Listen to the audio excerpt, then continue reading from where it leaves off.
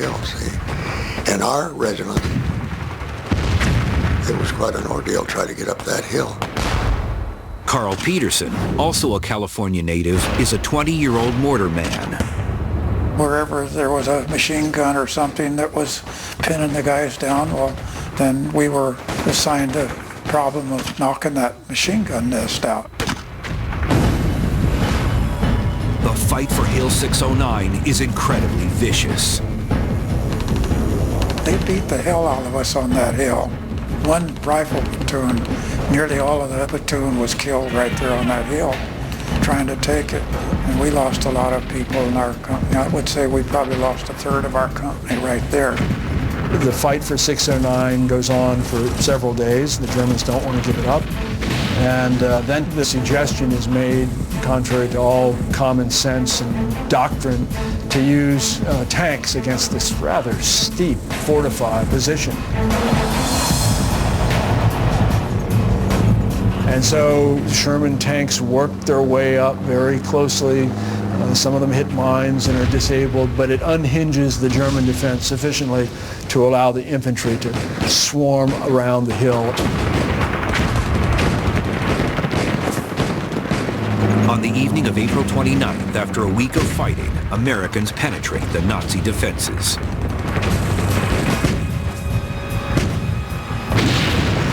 After some brutal hand-to-hand, GIs finally take charge of the hill by morning. It's the beginning of the end for Axis defenses in the area. It's really one of the linchpin of the German defensive line. Bizerte falls very quickly thereafter. Tunisia officially falls to the Allies on May 9th, 1943. Over the next few days, several thousand of the enemy still managed to escape to Italy. But on May 13th, the remaining Axis troops in North Africa, including top German General Hans-Jürgen von Arnim, become prisoners of war.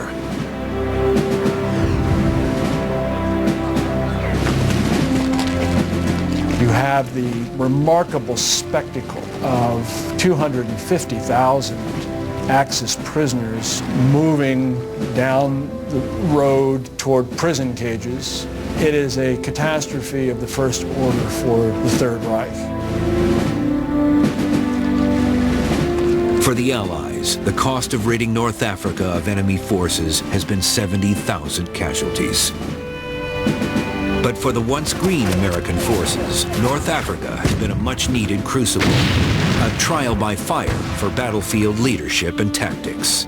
You're finding out who can do it and who can't do it, who's competent, who's not competent. We're talking about leadership at all levels, from platoon leader up through corps commander, army commander. The hard-won victories have given American troops belief in themselves. In North Africa, the American soldier finds out that he can face and best the German soldier. The American equipment is not to the same caliber of the Germans, but they now have experienced what the Germans have and how to deal with it. American ingenuity, thinking on the ground, the more open give and take of the American army, where the soldiers are allowed to figure out their problems and solve them, is better than the German sheer discipline. Also, Patton has proven he can lead large forces successfully on the battlefield. It's confidence and vital experience U.S. forces will soon need as they follow the American Lion, Lieutenant General George S. Patton, into the brutal kill zones of Sicily.